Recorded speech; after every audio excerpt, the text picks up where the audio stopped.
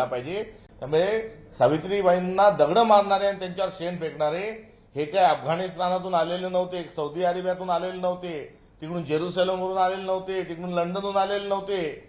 हे स्वतः तथाकथित जे धर्म मार्तंड जे स्वतःला म्हणून घेत होते, जे मनुस्मृतीनुसार देश चालवावा असा ज्यांचा विचार होता, त्यांनी सावित्रीबाईंना छळलंय, शेण फेकलंय आणि आपण त्याच विचारातून आलेले आहात। त्यामुळे हा महिला विषयक आपण जो काही प्रचार करताय त्याआधी आपण बंच ऑफ थॉटची होळी करावी। त्याआधी महिलांना अतिशुद्ध ठरवणाऱ्या मनुस्मृतीची पुन्हा एकदा नव्यानं आपण होळी करावी आणि त्यानंतरच या संदर्भामध्ये आपल्याला कुठेतरी बोलण्याचा अधिकार आहे। हे देखील या निमित्ताने भाजपला आम्हाला सांगावं वाटतंय। आणि सोबतच आपली जी पितृसंस्था आहे राष्ट्रीय स्वयंसेवक संघ, या राष्ट्रीय स्वयंसेवक संघाचे सरसंघचालकपदी आजपर्यंत महिला बसल्या नाहीत। आजपर्यंत महिलेला त्या ठिकाणी सरसंघचालक पदाचं मानाचं पद आपण दिलं नाही। अहो, नारी शक्ती म्हणून आज जे तुम्ही बोलताय, तुमच्यात हिंमत असेल देवेंद्र फडणवीस, नरेंद्र मोदीजी, तर सांगा मोहन भागवतजींना की खुर्ची खाली करा आणि महिलेला या ठिकाणी आम्हाला बसवायचं आहे आणि महिलेला राष्ट्रीय स्वयंसेवक संघाच्या प्रमुखपदी आपण बसवा आणि त्यानंतर आपण जो काही महिलांच्या पुळका आल्याचा जो कांगावा करताय तो आपण करावा। हे या ठिकाणी एक खुलं आव्हान त्यांना आम्ही देत आहोत। सोबतीला कालच्या मुंबईतला तो तथाकथित जो एक इव्हेंट होता, जो स्पॉन्सर इव्हेंट होता, तो स्पॉन्टेनियस नव्हता, तो प्रायोजित करण्यात आलेला। कारण मोठ्या मोठ्या धनशक्ती सोबत आहेत, मोठ्या मोठ्या इव्हेंट कंपनी सोबत आहेत। आता ठेकेदारांवर चालणारा पक्ष हा भारतीय जनता पक्ष राहिला आहे, लाभार्थ्यांवर चालणारा तो पक्ष राहिला, कारण त्यांच्याजवळ आता कार्यकर्ते नाहीत। आणि अशांना घेऊन जे आपण जो कार्यक्रम केला, मुख्यमंत्री महोदय, आपण बोलायला येत असताना अर्धा हॉल खाली होणं म्हणजे काय आहे हे आपण समजून घ्यावं। एका मंत्र्यांना जे तथाकथित स्वतःला जेम्स बॉन्ड समजतात, पिस्तूल लावून फिरतात, अशा मंत्र्यांना जर गेट आउट म्हटलं जात असेल तर आता या देशातल्या लोकांनी तुम्हाला सत्तेवरून खाली खेचण्याचा हा निर्धार केलेला आहे। आणि महिलांच्या नावावर आपण जे राजकारण करताय ते कृपा करून थांबवा। तुमच्यात हिंमत असेल तर जे सध्याचं जे सर्व विधानसभा आणि लोकसभेच्या अनुषंगानं आपण आरक्षण लागू करण्याचं देखील खुलं आव्हान काँग्रेस पक्षाने आपल्याला जे दिलं आहे ते आपण थेट स्वरूपामध्ये स्वीकारा, ही देखील या निमित्तानं आमची त्यांच्याकडून असणारी अपेक्षा आहे।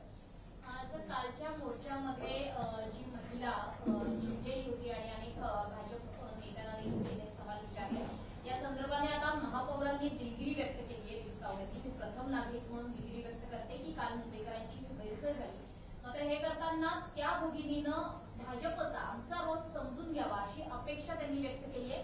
सोबत दक्षिण मुंबईतली वाहतूक ही आता पूर्वीपेक्षा खूप चांगली आणि सुलभ झाला असल्याचा सुद्धा त्यांचा दावा आहे। त्यासोबतच त्यांनी काँग्रेसच्या काळामध्ये जे संपूर्ण ट्रॅफिक मोकळे करण्याच्या अनुषंगाने जे काही कामं मंजूर झाले, जी MMRDची स्थापना जी झाली, जे सीलिंग सारखे जे प्रोजेक्ट झाले, ईस्टर्न फ्री हायवे सारखे जे सगळे रस्ते झाले, या संदर्भामध्ये त्यांनी काँग्रेसचे देखील आभार कुठेतरी व्यक्त करायला पाहिजे ते।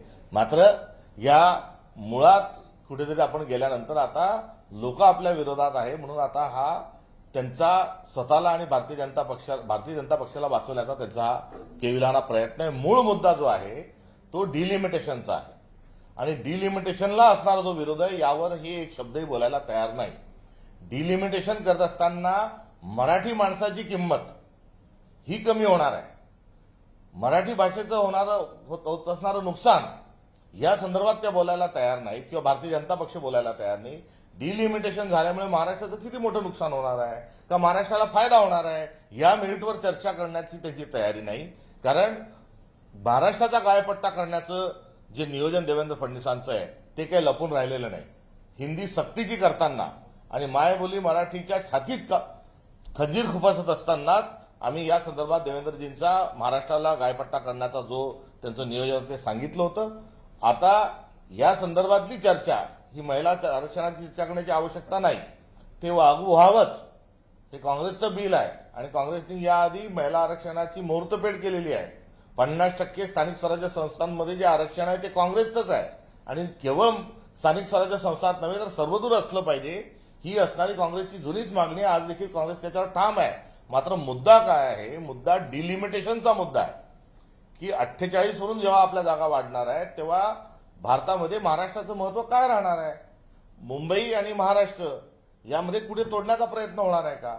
मुंबईचं आर्थिक राजधानी देशाची मुंबई असताना उर्वरित महाराष्ट्राचं जे महत्व आहे ते पण आपल्याला अबाधित ठेवावं लागणार आहे. त्याच्या संदर्भातलं जी बॅलन्सची भूमिका आहे ती देखील कुठेतरी स्वीकारायला लागणार आहे. एकंदरीत हा सर्व डिलिमिटेशनच्या निमित्तानं जो घाट घातला आहे आणि त्यामध्ये त्यांचा असली चेहरा लोकांपुढे येऊ नये म्हणून हा केविलवाना प्रयत्न भारतीय जनता पक्षाकडून आणि त्यांच्या विविध पदाधिकाऱ्यांकडून हा प्रयत्न होत आहे. मात्र महापौरांची माफी ही पुरेशी आहे का? सगळ्यात महत्वाचं त्या भगिनीकडनंच अपेक्षा व्यक्त करतायत महापौर की ती आम्हाला समजून घेईल. त्यांना समजून त्यांनी लोकांना समजून जे सांगायला पाहिजे ते डिलिमिटेशन सांगायला पाहिजे आणि उलटा चोर कोतवाल को डाटे अशा स्वरूपामध्ये कुठेतरी हा भारतीय जनता पक्षाचा एकंदरीत अहंकार आहे.